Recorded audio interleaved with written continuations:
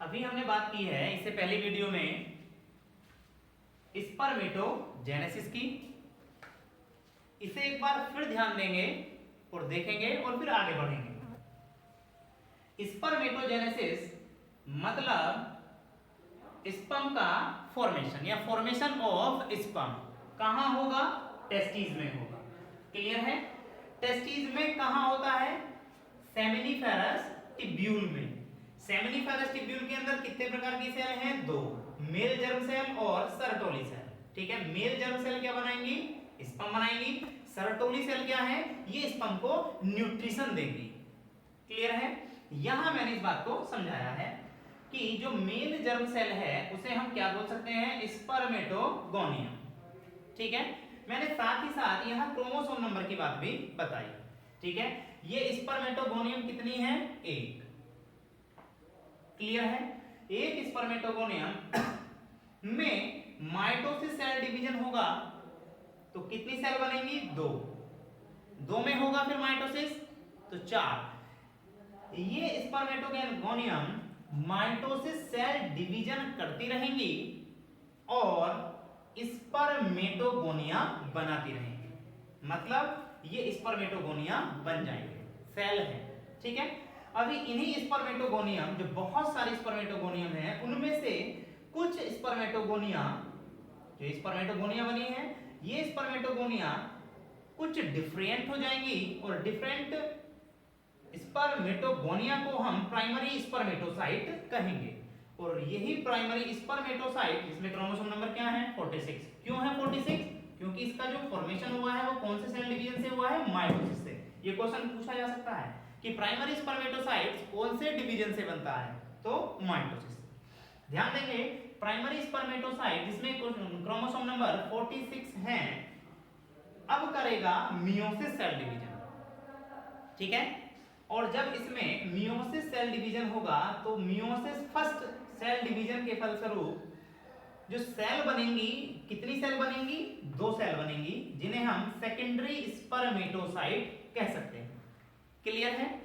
और secondary spermatocytes में chromosome number कितने हो जाएंगे? आधे हो जाएंगे, 23 हो जाएंगे। कितनी सेल है ये? दो सेल। अब सेकेंडरी स्पर्मेटोसाइट्स में होगा मियोसिस सेकेंड। क्या होगा? Meiosis second. और मियोसिस सेकेंड से कितनी सेल बनेंगी? चार। और चारों सेल्स का नाम क्या हो जाएगा? स्पर्मेटिड्स। और स्पर्मेटिड्स में क्रोमोसोम नंबर 23।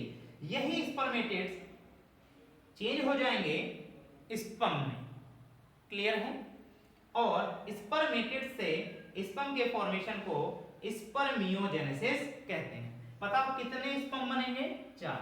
यहां भी संख्या कितनी रहेगी इनकी? चार ही रहेगी। ठीक है, मैंने इसी को यहां डायग्राम के रूप में बताने की कोशिश की है कि ये सेमिनिफेरस टिब्यूल का एक कट भाग लिया है हमने, और ये बनाई है सर्टोली सेल, और ये है स्पर्मेटोगोनियम। ऐसा बोल सकते हैं, स्पर्मेटोगोनियम में माइटोसिस सेल डिवीजन होगा। यहां लिख सकता हूं मैं क्या? माइटोसिस। तो जब माइटोसिस सेल डिवीजन होगा तो बहुत सारे स्पर्मेटोगोनिया बनेंगे। उन स्पर्मेटोगोनिया में डिफरेंट स्पर्मेटोगोनिया कहलाएंगे प्राइमरी स्पर्मेटोसाइट।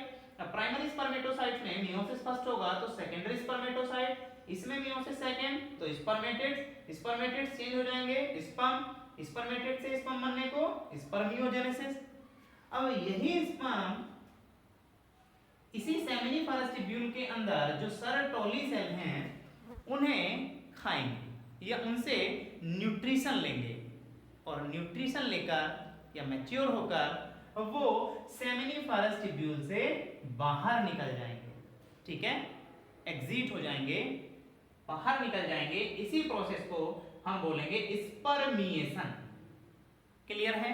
अब ये तीन टर्म हैं, इन तीन टर्म की बात करेंगे हम। जरा देखते हैं, जो फर्स्ट टर्म है वो है स्पर्मेटोजेनेसिस।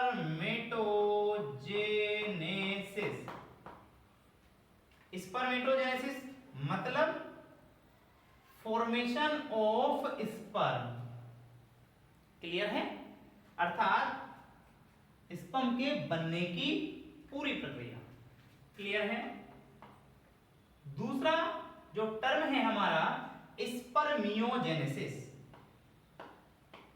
स्पर्मियोजेनेसिस, बताओ इसे। स्पर्मियोजेनेसिस मतलब स्पर्मेटिड्स से स्पर्म का बनना, स्पर्मेटिड्स से स्पर्म का बनना।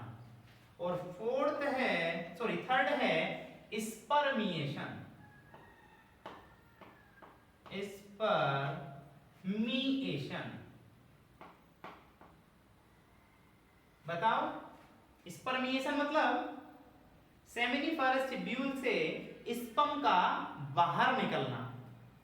ठीक है, बाहर निकलना। ये तीनों टर्म याद रखेंगे कि कौन सी टर्म का मतलब क्या है, ध्यान रखेंगे। स्पर्मिएशन के बाद ये स्पर्म, जैसे मैंने मेल रिप्रोडक्टिव सिस्टम वाली वीडियो में बताया था कि ये स्पर्मिएशन हुआ, सेमिनिफरस ट्यूब्यूल से निकले स्पर्म पहुंच जाएंगे रेटी टेस्टिस में। याद हो तो तुम्हें, रेटी टेस्टिस से आगे की ओर वास इफ्रियंस। ठीक है, फिर एपिडिडाइमिस, फिर वास डिफ्रियंस। ऐसा कोई रास्ता देखा था हमने। फिर ये प्रोसेस आगे की ओर इस प्रकार से स्पर्म वहां से निकलेंगे और आगे चले जाएंगे। इतना ये स्पर्मेटोजेनेसिस के बारे में मैंने बताया है, और मुझे लगता है कि समझ में आ गया होगा।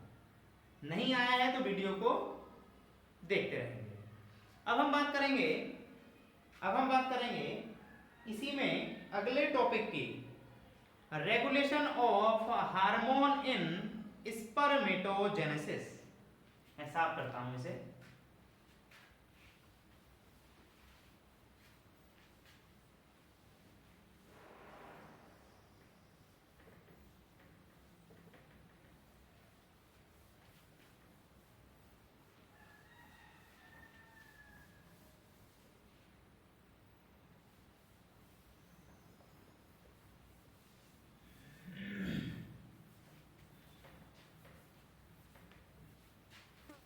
अब हमारा अगला टॉपिक है, इसी का भाग है वो, कि जो हार्मोन है वो स्पर्मेटोजेनेसिस को किस प्रकार से रेगुलेट करते हैं, ठीक है, या कंट्रोल करते हैं। ध्यान देंगे, regulation of hormone in spermatogenesis.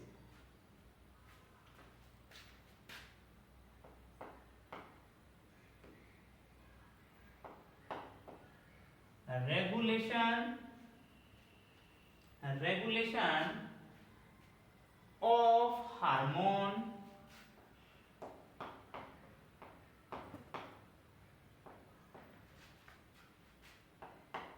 in spermatogenesis।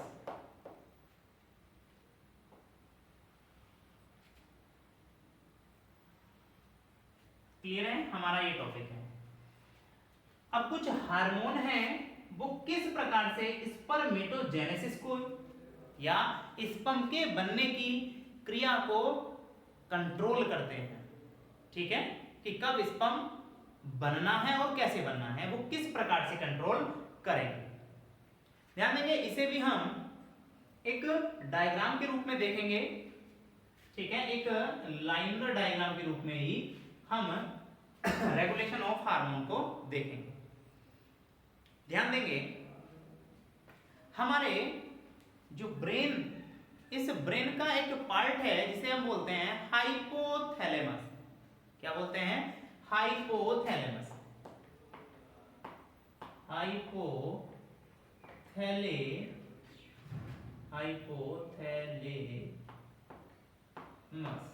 Clear है?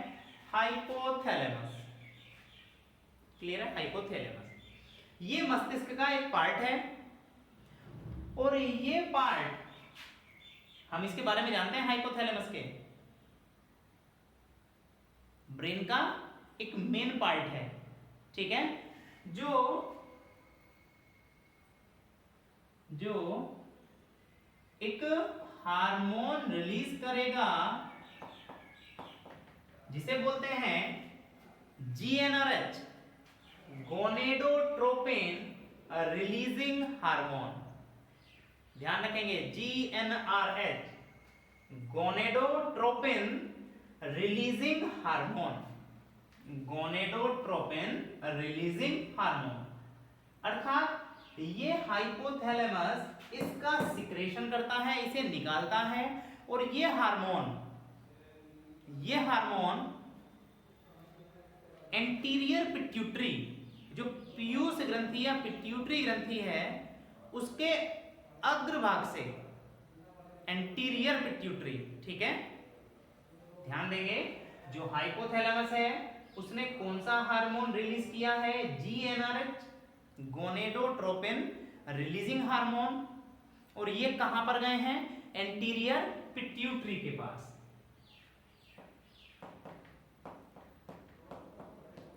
कहां गए हैं ये? एंटीरियर पिट्यूटरी के पास। और इस हार्मोन ने एंटीरियर पिट्यूटरी के पास जाकर एंटीरियर पिट्यूटरी से हार्मोन सिक्रेट करने के लिए कहा है। क्लियर है? और ये एंटीरियर पिट्यूटरी, ध्यान देंगे, ये एंटीरियर पिट्यूटरी दो हार्मोन सिक्रेट करेगी। एक हार्मोन होगा FSH और दूसरा होगा LH, follicle stimulating hormone, follicle stimulating hormone और ल्यूटिनाइजिंग हार्मोन। क्लियर है? इसे ध्यान देना है, जो हाइपोथैलेमस है ये पीयूष ग्रंथि या पिट्यूटरी ग्रंथि की भी मास्टर ग्रंथि है, ठीक है। पिट्यूटरी ग्रंथि जब भी कार्य करती है, ठीक है, कार्य कर रही है यहां पर, तो वो किसके कंट्रोल में कर रही है? हाइपोथैलेमस के। हाइपोथैलेमस जब पिट्यूटरी से कहेगा तभी वह ये हार्मोन रिलीज करेगी, वरना नहीं करेगी। तो हाइपोथैलेमस एंटीरियर पिट्यूटरी तक, जो अग्र पिट्यूटरी है, उसे सूचना किस रूप में देता है? GnRH। ये एक हार्मोन है जो हाइपोथैलेमस निकालेगा। ये हार्मोन एंटीरियर पिट्यूटरी के पास जाएगा और कहेगा कि तू FSH और LH का सिक्रेशन कर, ठीक है। फॉलिकल स्टिमुलेटिंग हार्मोन और दूसरा है ल्यूटिनाइजिंग हार्मोन, ठीक है। ये ल्यूटिनाइजिंग हार्मोन रिलीज करेगा। ध्यान रखेंगे, ये ल्यूटिनाइजिंग हार्मोन लीडिंग सेल, जो लीडिंग सेल होती है,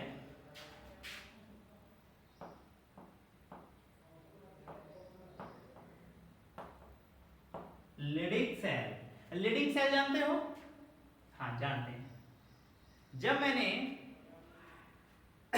TSO टेस्टिस दिखाया था, मैंने एक सेमिनिफेरस ट्यूब्यूल का कट सेक्शन दिखाया, यहां इस प्रकार से दिखाया, ध्यान दें।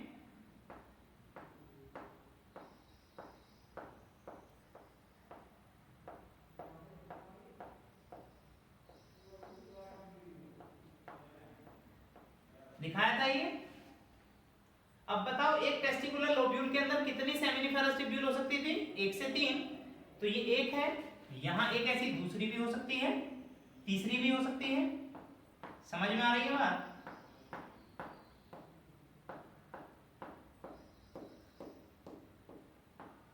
क्लियर है? एक सेमिनिफेरस ट्यूब्यूल, दूसरी सेमिनिफेरस ट्यूब्यूल। इन सेमिनिफेरस ट्यूब्यूल का जो मध्य है, बीच भाग है, इसमें कुछ सेल पाई जाती हैं और उन्हीं सेल को लीडिंग सेल कहते हैं। क्लियर है? उन्हीं सेल्स को क्या बोल रहे हैं हम? लीडिंग सेल, ठीक है। ध्यान देंगे, ये जो एंटीरियर पिट्यूटरी ने ल्यूटिनाइजिंग हार्मोन छोड़ा है, वो हार्मोन लीडिंग सेल के पास जाएगा, ठीक है। किसके पास जाएगा? लीडिंग सेल पर। और लीडिंग सेल पर जाने के बाद ये लीडिंग सेल से कहेगा कि ये हार्मोन सिक्रेट करे। ठीक है, अब लीडिंग सेल कौन सा हार्मोन सिक्रेशन करेगी? टेस्टोस्टेरोन। ध्यान रखेंगे, टेस्टोस्टेरोन। टेस्टोस्टेरोन क्लियर है? टेस्टोस्टेरोन। और ये टेस्टोस्टेरोन हार्मोन स्पर्म के फॉर्मेशन, ठीक है, स्पर्म के फॉर्मेशन को स्टिमुलेट करेगा या प्रेरित करेगा। क्लियर है? यही वो हार्मोन है जो स्पर्म के निर्माण की क्रिया को प्रेरित करेगा, अर्थात यही टेस्टोस्टेरोन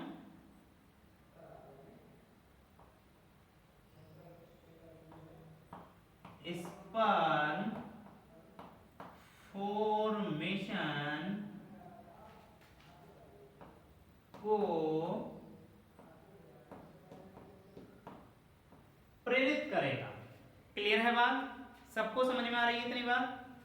ध्यान देंगे, ये स्पर्म के फॉर्मेशन को तो प्रेरित करेगा ही, साथ ही जो भी मेल में, ठीक है, ऐसा तुमने पढ़ा होगा कि प्यूबर्टी टाइम में मेल के अंदर जो भी चेंजेस आते हैं, ठीक है, मेल के अंदर प्यूबर्टी टाइम में जो भी चेंज आते हैं वो सारे के सारे चेंज यही टेस्टोस्टेरोन प्रेरित करता है, स्पर्म फॉर्मेशन को प्रेरित करता है, सभी काम ये करेगा। तो इसे एफएसएच पे छोड़ देंगे। ये बात समझ में आई है? ये बात समझ में आ रही है? दोबारा देखेंगे, जब भी प्यूबर्टी टाइम में स्पर्म का फॉर्मेशन होना है, शुरू होना है, स्पर्म का फॉर्मेशन कराना है, तो क्या होगा? हमारा जो ब्रेन है, मस्तिष्क है, वो ब्रेन का मतलब हाइपोथैलेमस, ठीक है, ब्रेन का जो पार्ट है हाइपोथैलेमस, वो एक हार्मोन रिलीज करेगा जिसे हम बोलते हैं गोनेडोट्रोपिन हार्मोन। ये एंटीरियर पिट्यूटरी पर जाकर एंटीरियर पिट्यूटरी से कहेगा कि तू हार्मोन सीक्रेट कर। और कौन कौन से हार्मोन? एफएसएच और एलएच। एलएच कहां जाएगा? लीडिंग सेल के पास। और ये लीडिंग सेल क्या करेंगे? अपने अंदर से दूसरे हार्मोन का सीक्रेशन करेंगे जिसका नाम है टेस्टोस्टेरोन। ये टेस्टोस्टेरोन स्पर्म के फॉर्मेशन और उन सभी चेंजेस को स्टिमुलेट करेगा या प्रेरित करेगा। क्लियर है बात? आ रही है बात समझ में? अब एफएसएच क्या करेगा? तो ध्यान देंगे, जो एफएसएच है वो कार्य करता है सर्टोली सेल पर। कौन सी सेल पर? सर्टोली सेल पर, ठीक है, सर्टोली सेल पर कार्य करता है। और सर्टोली सेल इन्हीं स्पर्म को न्यूट्रिशन प्रोवाइड कराएंगी, न्यूट्रिशन देंगी। और न्यूट्रिशन लेने के बाद, ठीक है, न्यूट्रिशन लेने के बाद स्पर्मिएशन का प्रोसेस हो जाएगा। स्पर्मियोजेनेसिस ऐसा बोलते हैं पहले, स्पर्मियोजेनेसिस, स्पर्मियोजेनेसिस मतलब क्या है? स्पर्मियोजेनेसिस, यहां इस हार्मोन ने तो स्पर्म का फॉर्मेशन करा दिया है। अब एफएसएच सर्टोली सेल को मैच्योर करता है, या ये कह सकते हैं कि वो सर्टोली सेल पर कार्य करता है। और उन सर्टोली सेल को ये स्पर्म खाएंगे और अपने आप को चेंज करेंगे। और चेंज करने के बाद वो प्रोसेस स्पर्मियोजेनेसिस कहलाता है। जैसे तुमने ये पढ़ा था, रियल में देखो ये बात जो है यहाँ क्लियर होगी। हमने एक शब्द पढ़ा था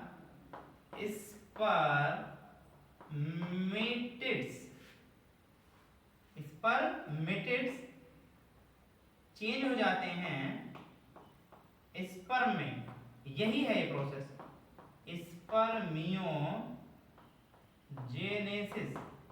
क्लियर है? तो होगा क्या, यहां पर डायरेक्ट स्पर्म नहीं बनेंगे, क्या बनेंगे? स्पर्मेटिड्स। अब वो क्या है?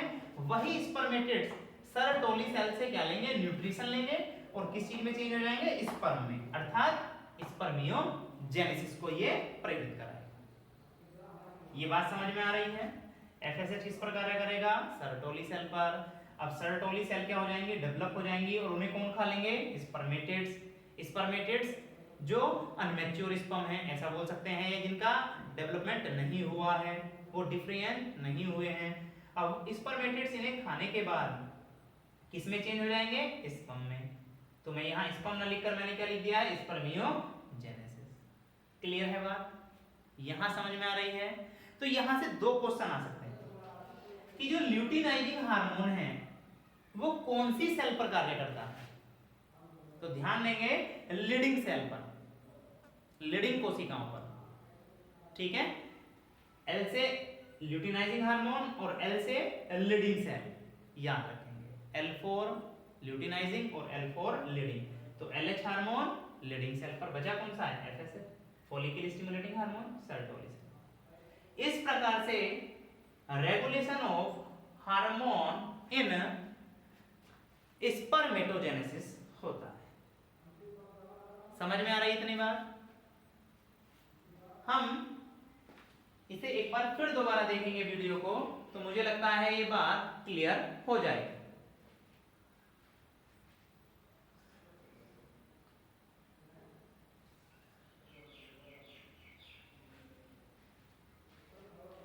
अब हम इसी टॉपिक में स्पर्मेटोजेनेसिस में एक लास्ट का टॉपिक देखते हैं, structures of sperm. Structure of sperm या स्पर्म की संरचना। ध्यान देंगे।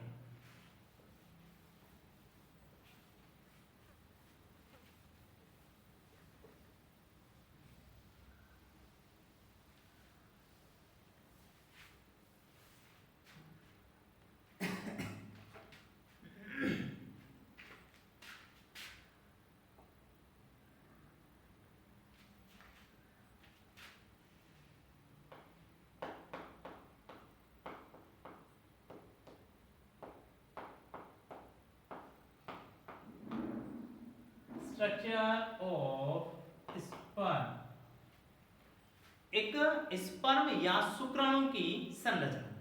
कैसा है स्पर्म, उसकी स्ट्रक्चर कैसी है, इसके बारे में हमें बात करनी है। ध्यान देंगे कि भी किसी भी स्पर्म में कितने पार्ट होते हैं या उसकी स्ट्रक्चर कैसी होती है, इसी को हमें देखना है। ध्यान दें,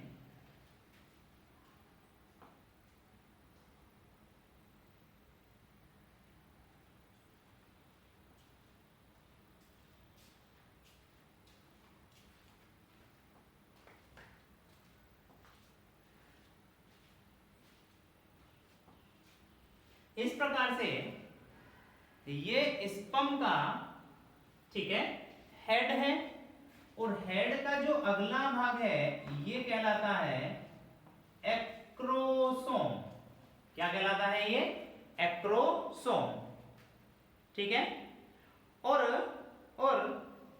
एक्रोसोम से नीचे का, ठीक है, एक्रोसोम से जो ये नीचे का स्ट्रक्चर है, ठीक है, यहां पर पाया जाता है न्यूक्लियस, और ये भी जो न्यूक्लियस है वो हैप्लॉइड है। हैप्लॉइड का मतलब समझते हो? जी, ऐसा न्यूक्लियस जिसमें क्रोमोसोम नंबर n हो,